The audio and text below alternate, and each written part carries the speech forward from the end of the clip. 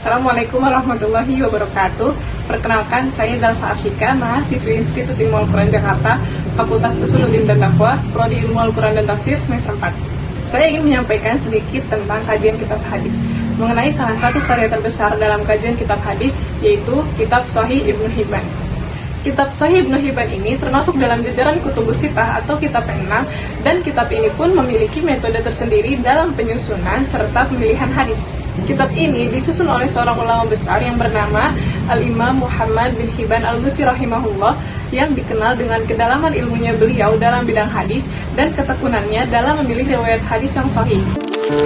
Nama lengkap Ibnu Hibban adalah Abu Hatim Muhammad bin Hibban bin Ahmad bin Hibban bin Ma'ad At-Tamimi Al-Busti. Beliau lahir di kota Busti, sebuah kota di Sijistan, yang mana sekarang kota itu adalah bagian dari Afghanistan.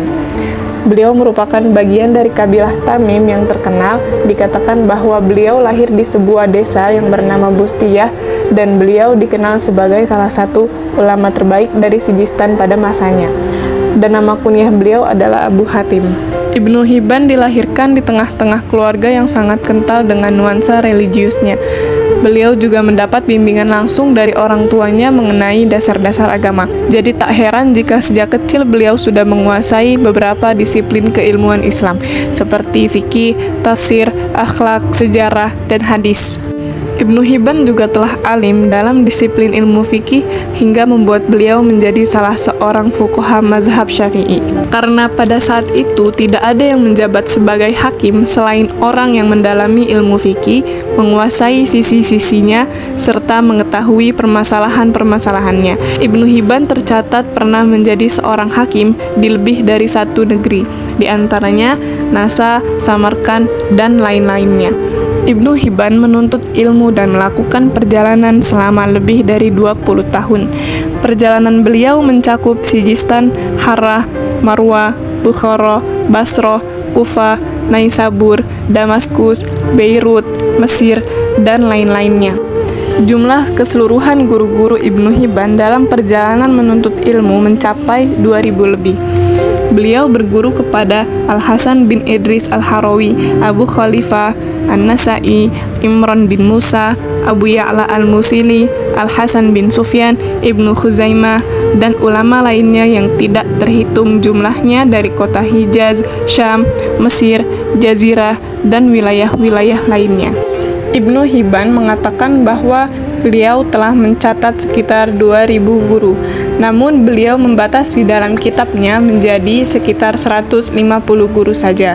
Dan beliau mengatakan, "Kami tidak meriwayatkan di kitab kami ini kecuali dari kurang lebih 150 guru. Dan bisa jadi sandaran kitab kami ini adalah sekitar 20 guru dari para guru yang kami ketahui sunnah-sunnah dari mereka. Dan kami puas dengan riwayat mereka atas riwayat yang lain."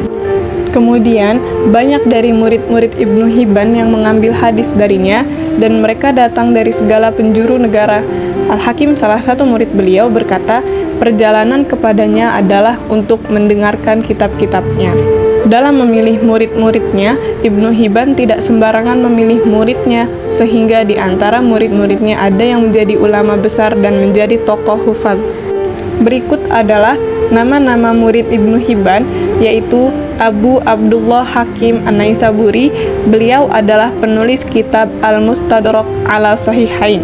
Abu Hasan Ali bin Umar bin Ahmad bin Mahdi Ad-Daruqutni, Abu Abdullah Muhammad bin Ishaq bin Mandah, Abu Ali Mansur bin Abdullah Al-Zahabi Al-Harawi, Abu Umar Muhammad bin Ahmad An-Nuqati, dan Abul Hasan Muhammad bin Ahmad Az-Zawzani rahimahullah. Dari sekian banyaknya karya-karya Ibnu Hibban, tetapi hanya beberapa kitab saja yang masih ada sampai sekarang.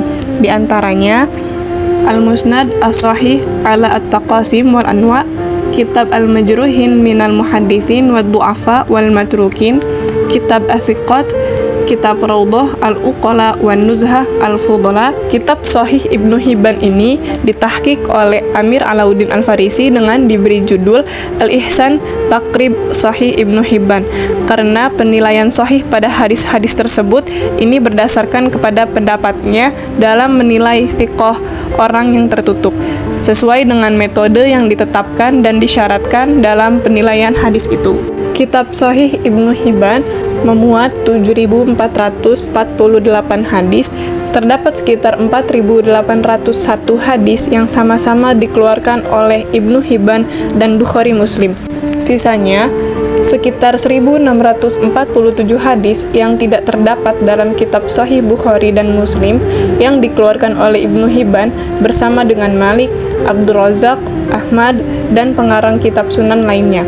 Ada pula hadis-hadis yang hanya dikeluarkan oleh Ibnu Hibban saja. Ibnu Hibban membagi kism tersebut ke dalam 5 kism yang sama, dengan pembagian yang serasi dan tidak saling bertentangan, yaitu pertama, al-awamir adalah perintah-perintah yang diperintahkan oleh Allah kepada hambanya, memuat 110 bab.